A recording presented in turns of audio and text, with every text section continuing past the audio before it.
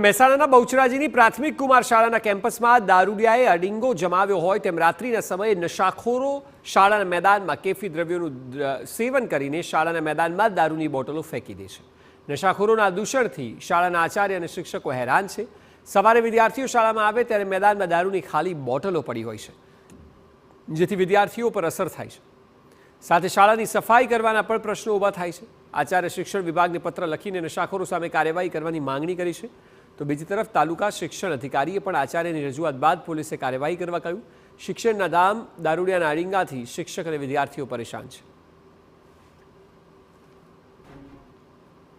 બાળકો પર અસર તો ખરાબ પડે છે, પણ હવે આ બાબતે રજૂઆત જે તે આચાર્યશ્રી અમને પણ લિખિતમાં આપેલી છે અને જે તે આચાર્યશ્રીએ પોલીસ સ્ટેશનમાં પણ જાણ કરી છે કે ભાઈ રાત્રિના સમયે આવા ઘણા વ્યક્તિઓ એવા છે જે વ્યસન કરતા હોય, એ લોકો બોટલો અને ગ્લાસ ને બધું ત્યાં ફેંકીને જતા હોય છે, નાસ્તાના પેકિંગો ફેંકી દેતા હોય છે। આવી બધી અસર તો બાળકો પર ખરાબ પડે છે, પણ આપણે જાણ કરેલી છે પોલીસ સ્ટેશને કે ભાઈ આવું આ પ્રકારની છે તો તમે એ પ્રમાણે કંઈ પગલાં લો। કેટલા સમયથી આ સમસ્યા છે? આ તો કાયમી સમસ્યા છે, કોઈ નિકાલ નથી આવતો? ના, આપણે જાણ તો કરેલી છે પણ કોઈ નિકાલ એનો આવતો નથી। શું માનો સાહેબ, નિકાલ થવો જોઈએ? હા, નિકાલ તો થવો જ જોઈએ સાહેબ। નિકાલ થાય તો એની શું છે, બાળકો પર ખરાબ જે અસર પડતી હોય ના પડે।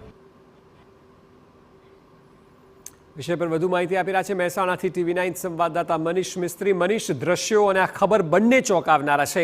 આપ જણાવો કે કેટલા સમયથી આ ફરિયાદ થઈ રહી છે અને હવે પગલાં શું લેવાઈ શકે છે? જે સમગ્ર મામલો આવ્યો છે તે બહુચરાજીની પ્રાથમિક કુમાર શાળાનો છે, તો જ્યાં સરકારી શાળામાં એક તરફ કોડ ખૂબ નીચો હોવાથી મોડી રાત્રે કેટલાક નશાખોરો તેનો દુરુપયોગ કરતા હોવાનું સામે આવ્યું છે। સમગ્ર મામલે શાળાના આચાર્ય દ્વારા શિક્ષણ અધિકારી તેમજ પોલીસને લેખિતમાં રજૂઆત કરી છે અને આવા તત્વો વિરુદ્ધ કાર્યવાહી કરવા માટે માગણી કરી છે। તે અંગે તાલુકા શિક્ષણ અધિકારી વિઠ્ઠલભાઈ ચૌધરીએ પણ સમગ્ર મામલે પોલીસને લેખિત રજૂઆત કરી છે।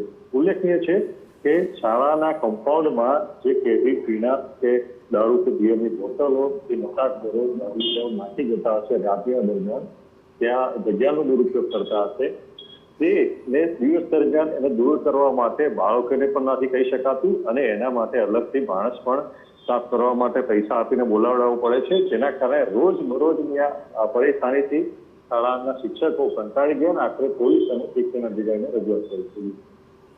જી બિલકુલ મનીષ, આભાર સમગ્ર માહિતી બદલ।